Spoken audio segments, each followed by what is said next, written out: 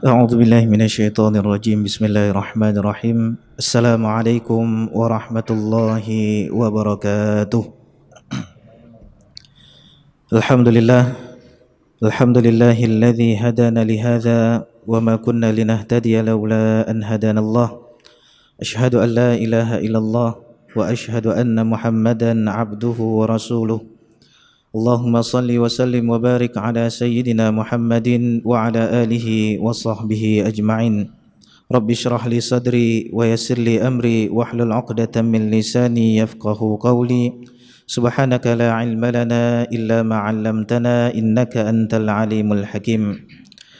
Sidang jamaah salat zuhur yang dirahmati Allah Subhanahu wa taala, marilah di kesempatan yang masih Allah berikan kepada kita saat ini, kita senantiasa memuji dan bersyukur kepada Allah atas limpahan karunia dan nikmat yang Allah berikan kepada kita, sehingga kita masih diberikan kekuatan untuk melaksanakan ketaatan kita kepada Allah Subhanahu wa taala.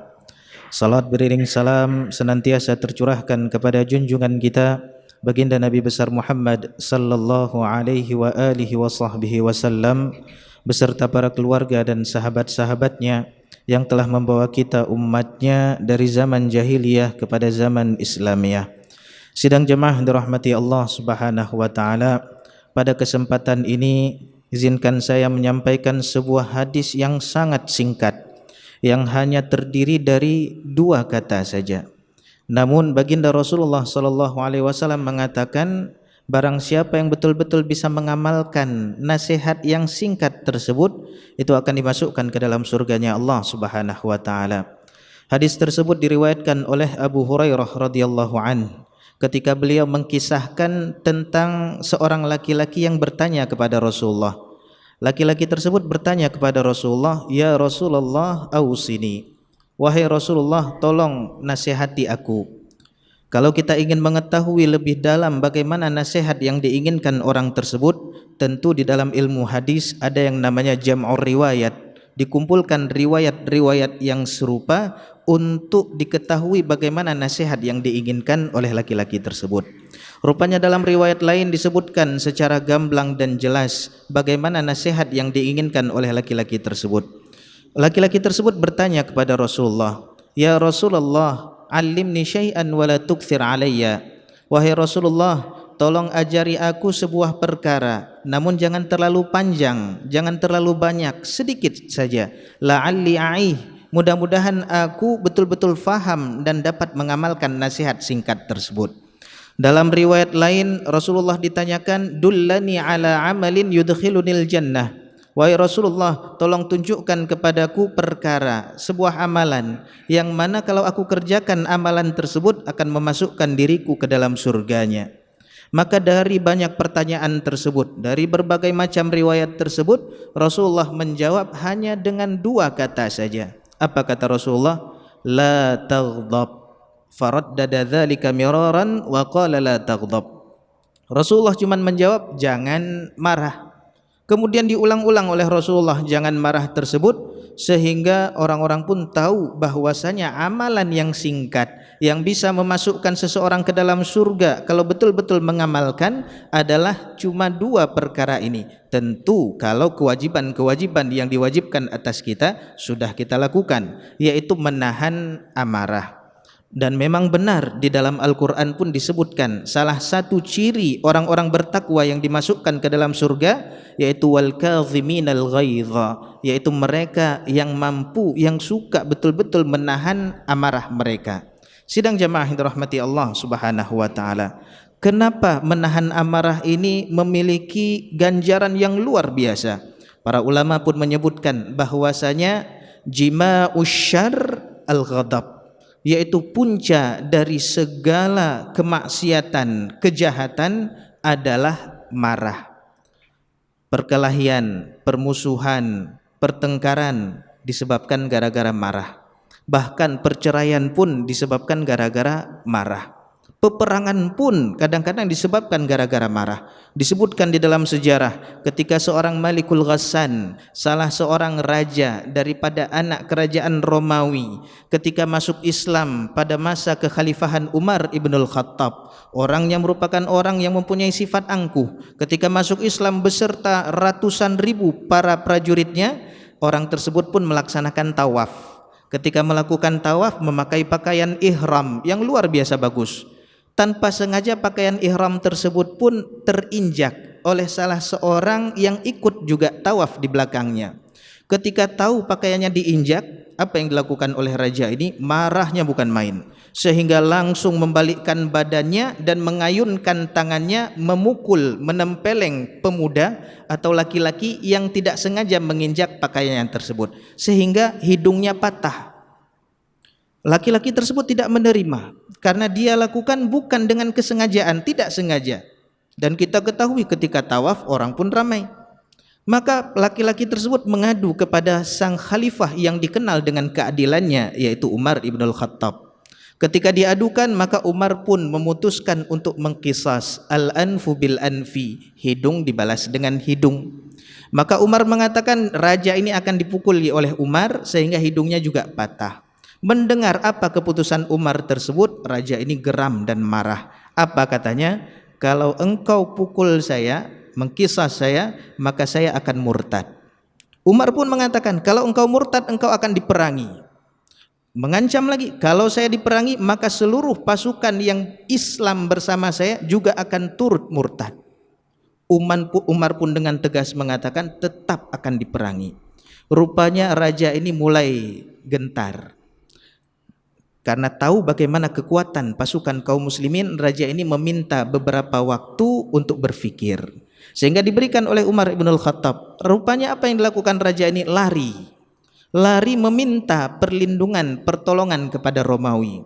Mendengar apa yang dilakukan raja tersebut, Umar pun menyiapkan pasukan perang sehingga diperangilah orang tersebut, dan itu adalah raja terakhir daripada kerajaan Ghassan. Disebabkan gara-gara hal yang sepele, yaitu marah. Dan kalau kita lihat efek yang ditimbulkan daripada kemarahan, itu sangat tidak baik. Bagi diri sendiri saja tidak baik. Kita lihat orang yang sedang marah, itu jantungnya Masya Allah berdegup sangat kencang, memompa darah ke ubun-ubun, yantafikhul audaj, bahkan urat-uratnya itu mengembang, saking betul-betul darahnya itu dipompa sangat kencang. Tangannya ingin bergerak, ingin memukul. Lisannya ingin berkata-kata dengan kata-kata kasar ataupun cacian. Kakinya ingin ikut menendang. Itu efek yang ditimbulkan pada diri sendiri. Dan efek pada orang lain pun rupanya lebih berat. Sebagaimana kita sebutkan tadi, perceraian banyak terjadi gara-gara hal sepele, marah. Dan di dalam bulan puasa kita dididik betul untuk menahan yang namanya nafsu tersebut. Memang banyak sekali ujian.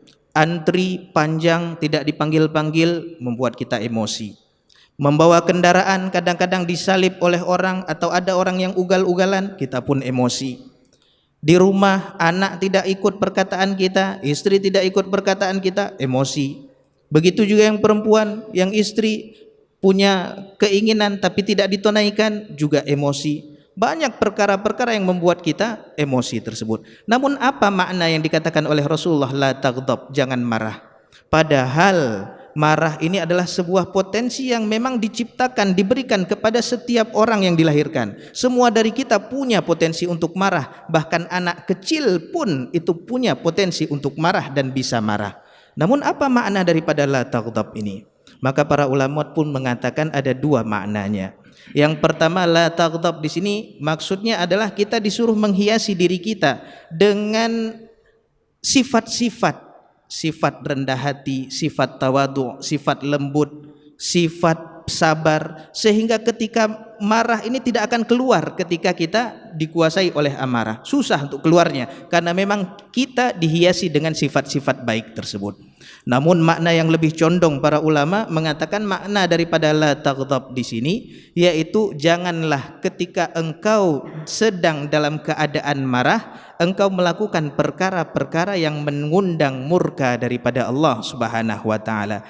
Jangan ketika marah kita tidak bisa mengontrol diri kita sehingga berbuat hal-hal yang membuat Allah marah.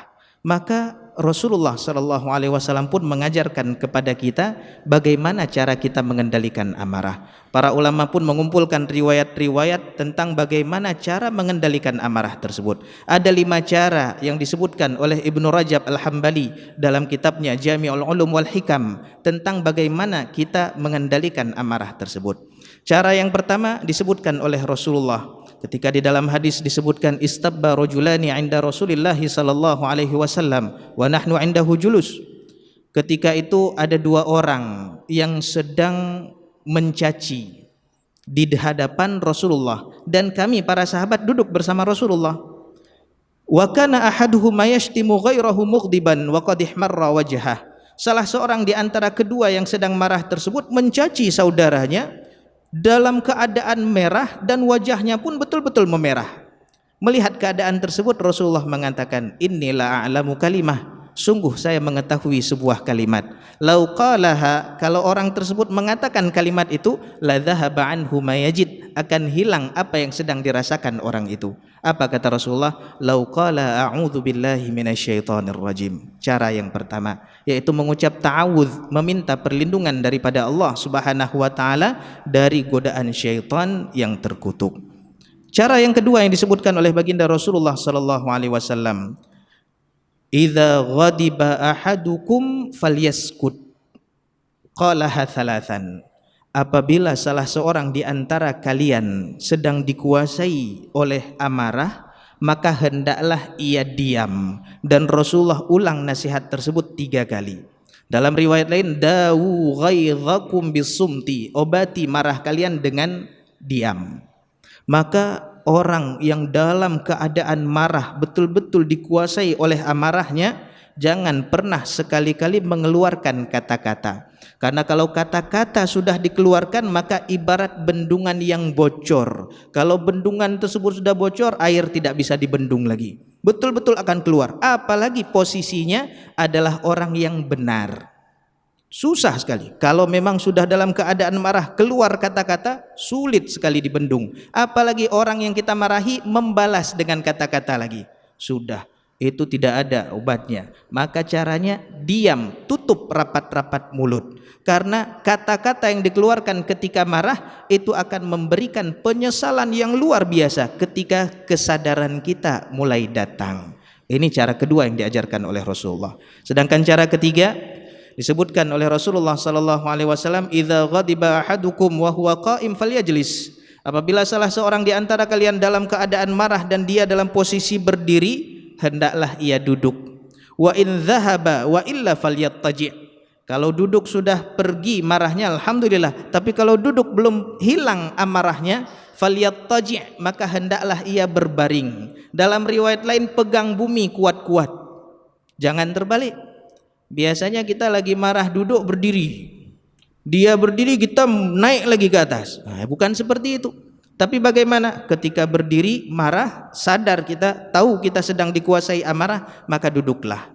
Duduk pun masih marah, berbaring, tidurlah. Ini cara ketiga yang diajarkan oleh baginda Rasulullah sallallahu alaihi wasallam. Cara keempat dan yang kelima riwayatnya sama, cuman ujung dari perkataan Rasulullah itu sedikit berbeda. Ketika Rasulullah mengatakan innal ghadaba minasyaitan, sesungguhnya marah ini berasal dari syaitan. Wa innasyaitan khuliqa minnar, dan syaitan ini diciptakan dari api. Wa innama tudfa'un naru bil ma', sesungguhnya api ini dapat dipadamkan dengan air. Wa idza ghadiba ahadukum falyatawadda, maka apabila kalian sedang dalam keadaan marah, hendaklah kalian berwudu. Yang kelima sama hadisnya, cuman terakhir Rasulullah mengatakan idza ghadiba ahadukum falyaghtasil, apabila salah seorang di antara kalian sedang dikuasai oleh amarah, hendaklah dia mandi.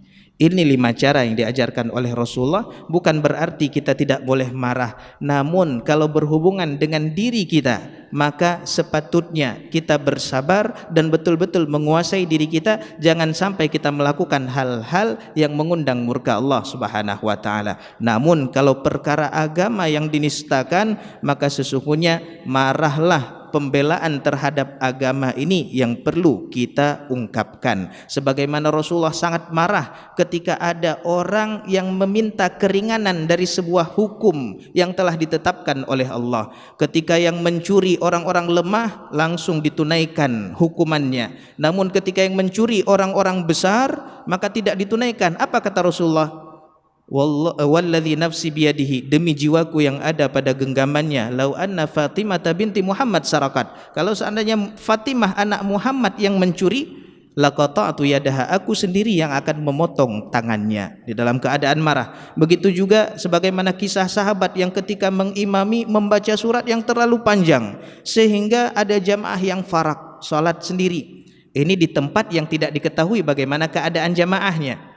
Maka ketika itu dituduh, dikatakan daripada sahabat tersebut kepada sahabat yang fara ini, anta munafik, apakah kamu sudah munafik, memisahkan saf, memisahkan diri daripada jamaah kaum muslimin? Orang tersebut tidak menerima, karena dia memisahkan bukan karena disebabkan kenifakannya, bukan karena kemunafikannya, tapi betul-betul dia tidak sanggup sebagaimana yang diinginkan oleh imam tersebut dan melapor kepada Rasulullah. Rasul pun marah. Sehingga Rasulullah sallallahu alaihi wasallam pun mengatakan, inna minkum munafirun, sesungguhnya di antara kalian ada orang-orang yang membuat orang-orang lain lari daripada kebaikan, lari daripada ketaatan disebabkan apa yang dilakukannya. Sehingga Rasul pun mendatangi Muadz bin Jabal, menegurnya, afattanun anta ya Muadz, apakah kamu ingin membuat kegaduhan wahai Muadz? Kenapa engkau tidak membaca ketika engkau menjadi imam dengan surat-surat yang disebutkan oleh baginda Rasulullah sallallahu alaihi wasallam? Mudah-mudahan bermanfaat. Yang benar dari Allah, yang salah dari saya sebagai manusia, saya mohon perbanyak maaf dan saya mohon ampun kepada Allah. Subhanakallahumma wa bihamdika, asyhadu an la ilaha illa anta, astaghfiruka wa atubu ilaik. Assalamualaikum warahmatullahi wabarakatuh.